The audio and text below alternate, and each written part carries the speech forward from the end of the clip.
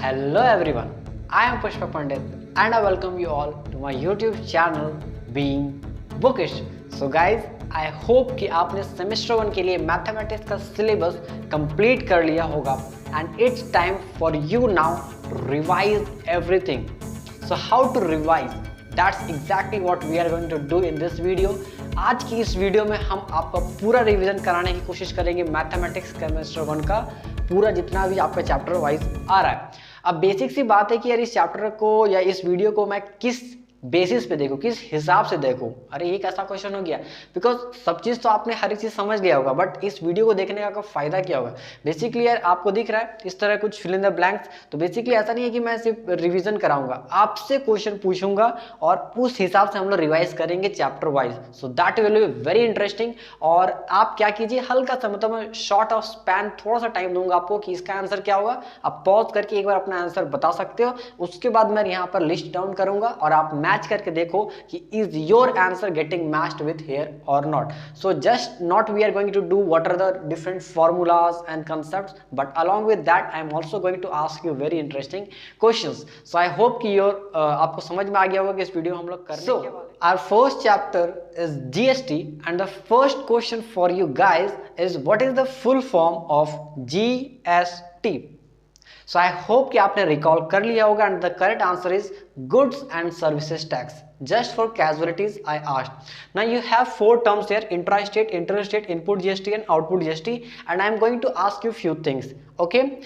सबसे पहला क्वेश्चन है इन दोनों कॉम्बिनेशन से इंट्रा स्टेट और इंटर स्टेट में किस इसमें से दोनों में से ऑप्शंस में से किस में होगा जो बाइंग एंड सेलिंग का प्रोसेस है वो with in the same state होता है। वो आपका ऑप्शन इंट्रा स्टेट है या फिर इंटर स्टेट है।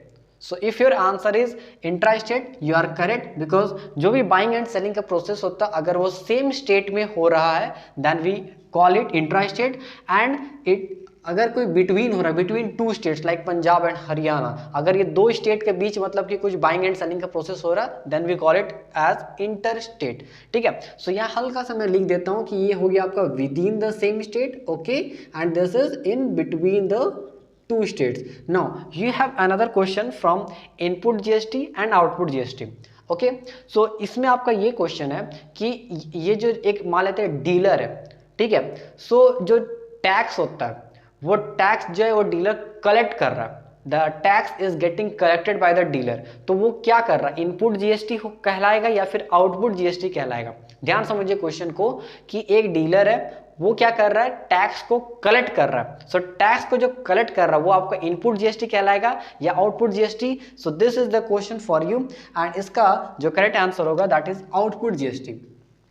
अगर कोई डीलर एक चीज को यहाँ पर कलेक्ट कर रहा है, सॉरी यहाँ पर एक चीज आ गई थी, सो बेसिकली उसका करेक्ट आंसर होगा कि वो होगा आपका आउटपुट जीएसटी। और इनपुट जीएसटी क्या होगा, तब यहाँ पर आप अपने समझ सकते हैं कि अगर ये जो टैक्स है डीलर दे रहा है, ठीक है, if the tax is paid by the dealer it is called input GST and if the tax is collected by the dealer from the customer it is known as output GST। तो ये जो questions है इनके हिसाब से यहाँ पर आपका क्लैरिटी हो गया होगा। बस यहाँ पर मैं एक चीज लिख देता हूँ कि इनपुट और आउटपुट, यहाँ पर क्या है, इनपुट जीएसटी होता है जो डीलर क्या करता है, पे करता है, ठीक है, तो paid by the dealer and it is collected by the dealer from the customer. ठीक है, तो यहाँ कलेक्टेड मैं लिख देता हूँ। Now let's come to this part, types of GST. जल्दी से बता दो तीन टाइप के जीएसटी क्या क्या होते हैं, जल्दी से। ओके, अब देखते हैं आपका आंसर कितना करेक्ट है। पहला होगा क्या, सीजीएसटी।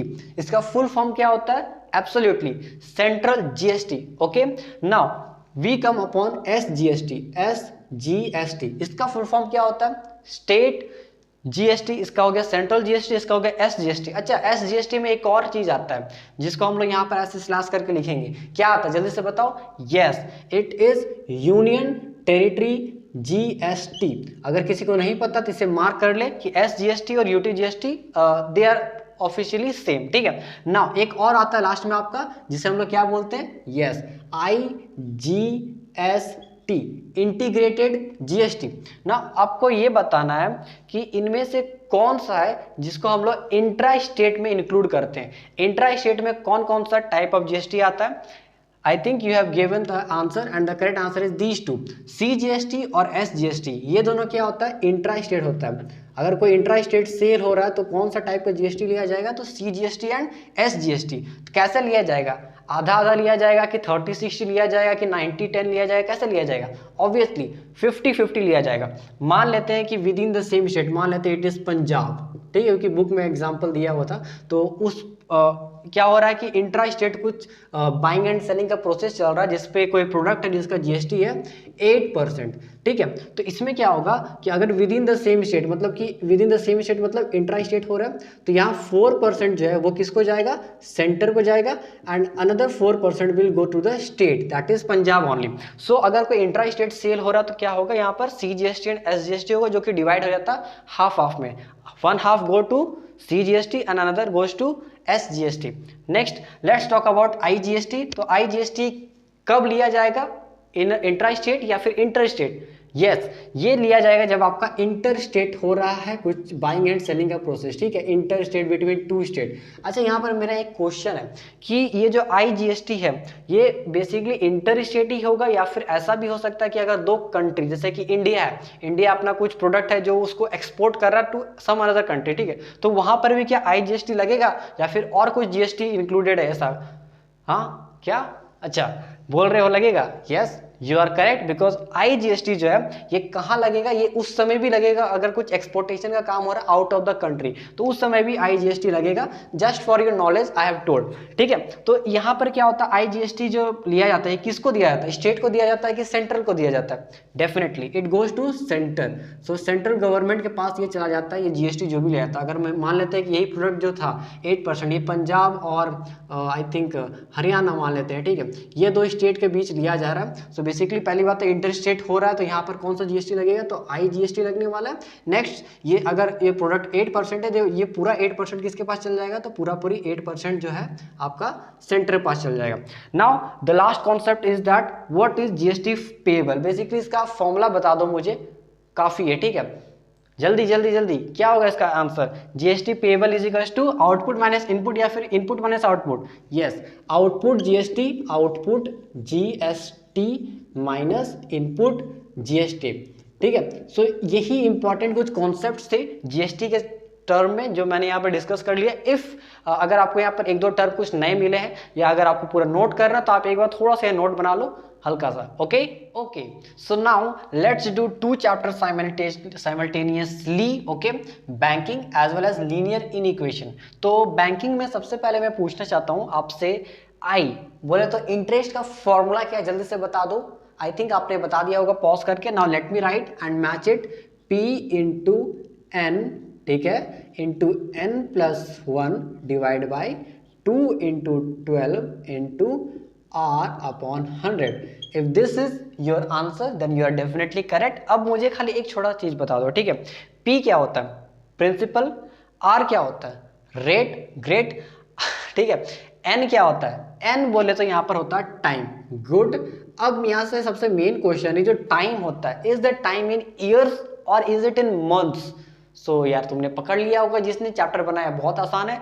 जो हमने यहाँ पर टाइम लिखा है, this is obviously in months. तो बेसिकली अब यहाँ पर तुम्हें ये चीज थोड़ा सा ध्यान रखना है कि this is in months, okay. Now let's come to MV। What is MV? MV is maturity value, great. So maturity value का फॉर्मूला क्या है, P into N plus I. So ये भी आपने समझ लिया होगा, P into N plus I मतलब प्रिंसिपल, इंटू N बोले तो टाइम, प्लस आई मतलब interest, okay.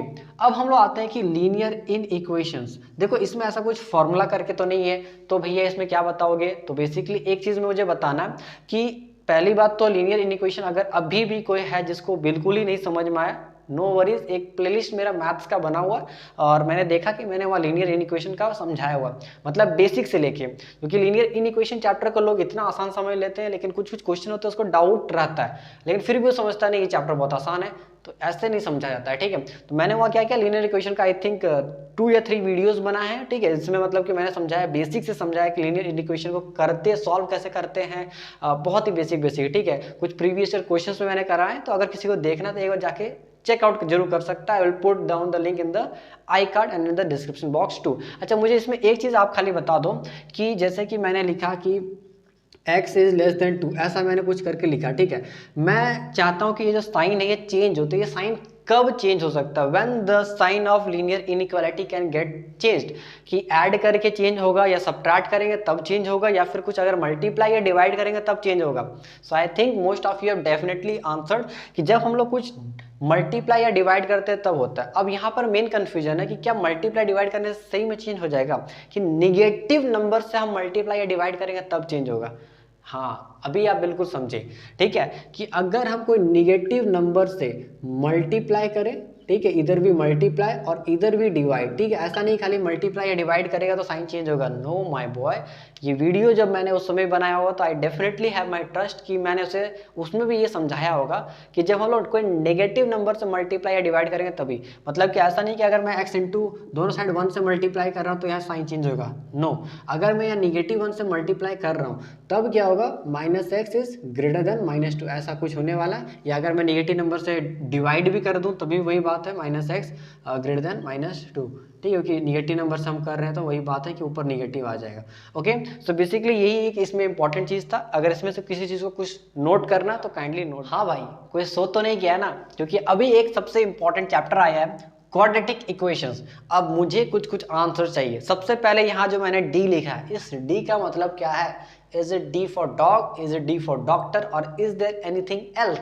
Yes, you are correct. D का मतलब होता है discriminant. Okay, now what is the formula of discriminant? What is the formula for finding out discriminant? इसका formula क्या होता है? तो इसका फॉर्मूला आई थिंक आप सभी ने यहाँ बता दिया होगा कि बी स्क्वायर माइनस 4ac। तो ये बी स्क्वायर ए सी क्या, तो हल्का सा मैं बता दूँ कि एक क्वाड्रेटिक इक्वेशन क्या होता है, कुछ इस फॉर्म में होता है, x square plus b x plus c. तो यहाँ से आपका ए बी सी आपको यहाँ पर दिख रहा होगा। Okay great. अब सबसे ज़्यादा इंपॉर्टेंट क्वेश्चन है, आपके सामने ये 3 कंडीशन बने हुए हैं, ठीक है। Now you need to tell कि इसका आंसर क्या होगा, मतलब कि कब रियल और इक्वल रूट बनेगा, कब रियल और डिस्टिंक्ट रूट बनेगा, कब रियल रूट नहीं बनेगा, या फिर कुछ और भी कंडीशन है तो आपको बताना पड़ेगा। Now the first condition is here, if discriminant is greater than 0, if discriminant is greater than 0, तब जो रूट आ रहा है वो किस टाइप का रूट बनेगा, रियल और इक्वल या रियल या distinct? These 2 are the options. Definitely if you are correct, your answer might be कि इसका जो होगा रियल रूट बनेगा, रियल और क्या बनेगा, डिस्टिंक्ट बनेगा, मतलब दो जो रूट आने वाले वो दोनों क्या होंगे, अलग अलग होंगे। ग्रेट। अब इसका क्या होगा, तो रियल एंड, बोलना है, ठीक है, real and equal. Very good. So real and equal roots होंगे अगर डिस्क्रिमिनेंट आपका 0 के बराबर आएगा, and if the discriminant is less than 0 तो रियल रूट ही नहीं होगा, नो रियल रूट्स।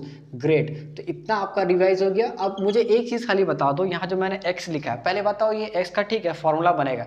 x होता क्या, बोलो x होता क्या? यस, x होता है आपका रूट, ठीक है, आप रूट निकालते हो, ठीक है, इसी को बोलते हैं x।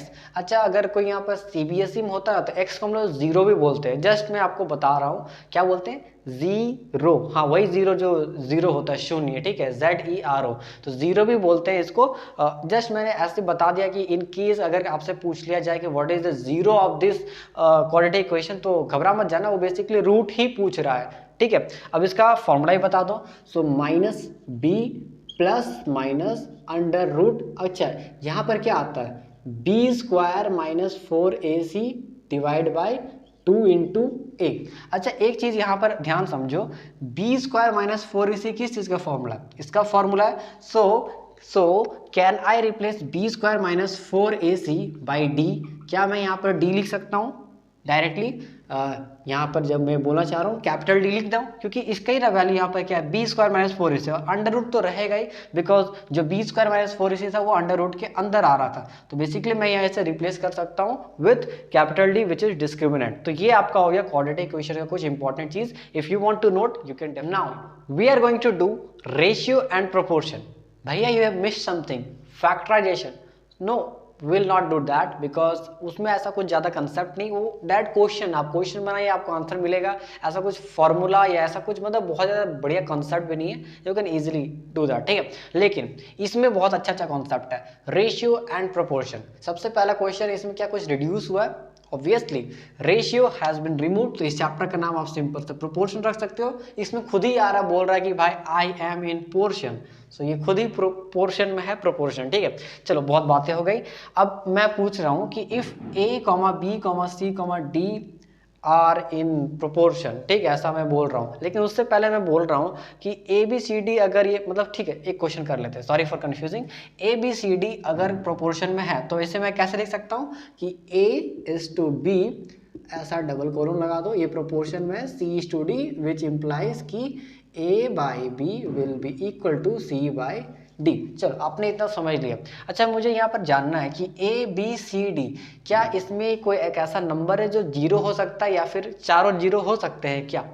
So the answer is no, because a b c d जो हमने डिफाइन किया है, these are non zero number, ठीक है। ये सभी क्या होने चाहिए? नॉन जीरो होना चाहिए, और उसके बेसिस पे हम लोग यहाँ तक पहुँच सकते हैं। Very good. अब एक फॉर्मूला तुम्हारे लिए बहुत ही इंपॉर्टेंट है, विच इज मीन प्रोपोर्शन, ठीक है, विच इज मीन प्रोपोर्शन। तो एक क्वेश्चन है, if a comma b comma c, तीन नंबर्स है, आर इन कंटिन्यूड प्रोपोर्शन, तो उसका मीन प्रोपोर्शन का क्या फॉर्मूला निकलेगा? तो अगर ये कंटिन्यूड प्रोपोर्शन में है तो हम इसे कैसे लिख सकते हैं? A by b is equal to b by c, और इससे क्या होगा, देखो क्रॉस मल्टीप्लाई करो तो आपको पता चलेगा b square is equal to a c. तो अगर डायरेक्ट बोला जाता है कि अगर a b c are in continued proportion, mean proportion पूछेगा तो डायरेक्ट ऐसा बोल देना, b square minus b square is equal to a c. अभी जस्ट हमने क्वाड्रेटिक इक्वेशन किया, इसलिए बी स्क्वायर माइनस 4ac निकलने वाला था, सॉरी फॉर दैट। अच्छा इसे और क्या लिख सकते हैं, अगर हमें ऐसा लिखना है तो b is equal to under root of a c. चलो इतना तुमने समझ लिया, बहुत बढ़िया। अगर तुम्हारा आंसर ये सब आया देन ग्रेट।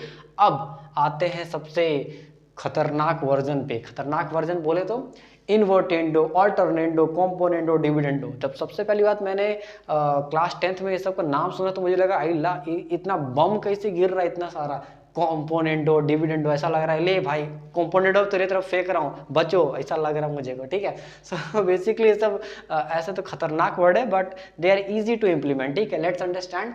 अगर मैं बोल देता हूँ कि ए बी सी डी जो है वो आपका प्रोपोर्शन में है, तो इन्वर्टेंडो में और ऑल्टरनेंडो में, ये दोनों में हो सकता है आपको कंफ्यूजन हो कि इसमें क्या होगा। इन्वर्टेंडो में क्या होगा? इन्वर्ट होगा। इन्वर्ट बोले तो कि ए बी सी डी अगर प्रोपोर्शन में है तो मैं क्या लिख सकता हूँ, पहले बताओ। A by b is equal to c by d, ये तो मैं लिख ही सकता हूँ, दिस इज डेफिनेटली ट्रू। अब मैं इन्वर्टेंडो के हिसाब से क्या बोलता हूँ कि इसको इन्वर्ट भी कर दूंगा तो भी ये करेक्ट है, b by a is equal to d by c. ये होता है इन्वर्टेंडो के अकॉर्डिंग कि अगर a b c d proportion में है तो हम इसे क्या लिख सकते हैं, a by b is equal to c by d. Now invertendo में क्या लिख सकते हैं, उल्टा कर दो, b by a is equal to d by c. Oh great. Alternendo में क्या होगा? ऑल्टरनेंडो में क्या होगा जल्दी बताओ।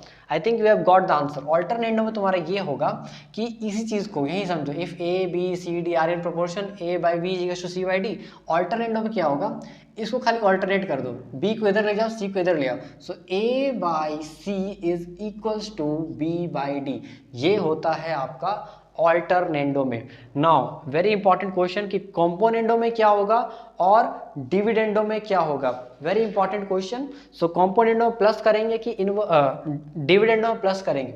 सो आई डेफिनेटली होप कि आपको आंसर पता चल गया होगा। कॉम्पोनेंडो में हम लोग प्लस करेंगे तो कैसे करते हैं, यहीं से स्टार्ट होता है कहानी। A b c d are in proportion, so a by b is equal to c by d. अब हम क्या करते हैं, दोनों साइड +1 कर देते हैं। So a by b +1 is equal to c by d +1। कोई दिक्कत नहीं होगी, इधर +1 इधर ही +1 किया, कट सकता है। यहाँ क्या हो गया, a plus b divide by, क्योंकि अगर यहाँ पर हम क्या बोलते हैं एलसीएम लेंगे तो यहाँ b एलसीएम आ जाएगा, a by b is equal to c plus d by d. So यही बोलता है कॉम्पोनेंडो की ऐड। तो अगर ऐसा क्वेश्चन है कि a by b is equal to c by d, मतलब a b c d proportion में, तो a by b is equal to c by d, तो कॉम्पोनेंडो के अकॉर्डिंग क्या होगा कि a by b is equal to c plus d by d. और यही चीज़ अगर डिविडेंडो में आ जाए तो यहाँ खाली माइनस हो जाएगा, a minus b by b is equal to c minus d by d. कुछ नहीं करेंगे हम लोग, यहाँ पर क्या करते हैं -1 करते हैं तो आपको ये रिजल्ट आ जाता है ना। एन इंपॉर्टेंट क्वेश्चन कि अगर मैं आपसे पूछ दूं कि a b c d are in proportion, ठीक है, so by componendo and dividendo, by componendo and dividendo, this is the main thing, ठीक है। बाकी सब तो ऐसे ही है। बाय कॉम्पोनेंडो एंड डिविडेंडो हम लोग इसको क्या लिख सकते हैं, yes if you are writing a plus b divide by a minus b is equal to c plus d divide by c minus d, this is the correct answer. कि अगर a by b is equal to c by d, और इसमें हम लोग अगर कॉम्पोनेंटो and dividendo apply कर रहे हैं तो क्या हो रहा है, दोनों साइमल्टेनियसली काम करेगा, एक बार प्लस भी होगा एक बार माइनस भी होगा। तो basically you will reach out to this point. अगर आपको ये चीज नहीं समझना, नो वरीज, आप सिंपल समझो कि कॉम्पोनेंटो में हम इसको इस तरह लिख सकते हैं और डिविडेंडो में इस तरह लिख सकते हैं, और दोनों अगर लिखेंगे तो क्या लिख सकते हैं, a प्लस बी।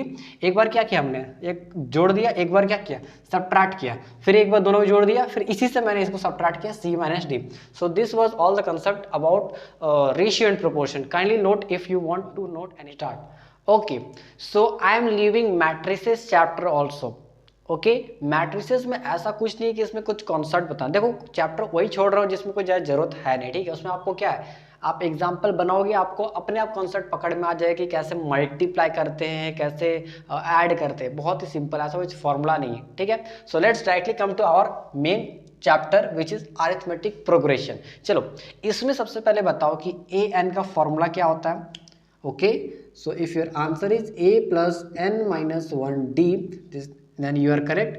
अब मुझे यहाँ पर ये जानना है कि ये a क्या है, n क्या है, d क्या, और सबसे बड़ी बात a n क्या है, ठीक है। चलो यहाँ से स्टार्ट करते हैं। a क्या होता है, फर्स्ट टर्म, n क्या होता है, नंबर ऑफ टर्म्स, d क्या होता है, कॉमन डिफरेंस। सपोज एक छोटा सा एग्जांपल लेते हैं, मान लेते हैं हमारे पास एक ऐसा सीरीज चल रहा है 2 4 6 8 10, ऐसे ऐसे ऐसे करके एक सीरीज चल रहा है। इसके हिसाब से मेरा फर्स्ट टर्म क्या होगा, ये होगा, first term will be my 2। First term मतलब कि पहला टर्म, तो इस सीरीज का पहला टर्म क्या था, ये था। n मतलब कितना सारा टर्म है, तो वो जैसे कि मान लेते हैं मैं इतने पर एंड कर देता हूँ, ठीक है, कि यहीं तक एंड हो गया। तो ये जो सीरीज इसमें कितना टर्म है, 1 2 3 4 5, तो यहाँ से तुम्हारा आंसर क्या आएगा, n का वैल्यू क्या हो गया 5। n means number of terms. d का मतलब क्या होता है, तो कॉमन डिफरेंस। कॉमन डिफरेंस कैसे निकालते हैं, इस चीज को सबट्रैक्ट कर लो, second term minus first term, या फिर इससे इसको सबट्रैक्ट कर लो कि 4 माइनस 2 करेंगे तो कितना होगा, 4 माइनस 2 करोगे तो 2 आएगा, या फिर 6 माइनस 4 करोगे तो अभी भी 2 आएगा, या फिर 8 माइनस 6 करोगे तो अभी भी क्या आएगा, 2 आएगा। तो कॉमन डिफरेंस क्या होता है, तो ये डिफरेंस कितना कॉमन चल रहा है, दो का डिफरेंस चल रहा है, तो this is what is known as common difference. अच्छा, मुझे यह कोई बताएगा कि ए एन क्या होता है, ए एन क्या होता है। बहुत लोग कंफ्यूज होते हैं एन में, बहुत लोग कंफ्यूज होते हैं एन में एंड ए एन में। एन क्या बता रहे हैं यहाँ पर कि नंबर ऑफ टर्म्स, कितने सारे टर्म हैं इस पर्टिकुलर अरिथमेटिक प्रोग्रेशन या इस पर्टिकुलर एपी में, तो वो होते हैं number of terms. A n, a क्या था हमारा, कोई टर्म था, मतलब वो कोई वैल्यू होगा।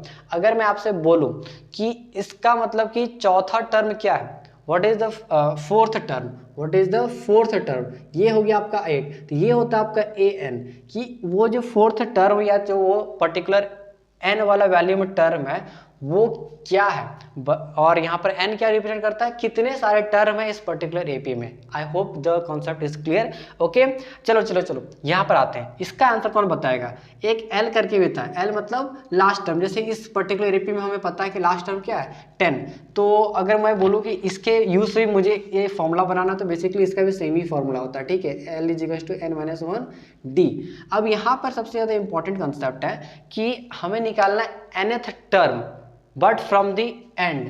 बोलने का मतलब क्या है, मान लेते हैं 2 4 6 8 10, अगर मैं इस साइड से देखूं, ठीक है, तो मैं बोलूंगा सेकंड टर्म कौन सा है, ये है 4, थर्ड टर्म कौन सा है, ये।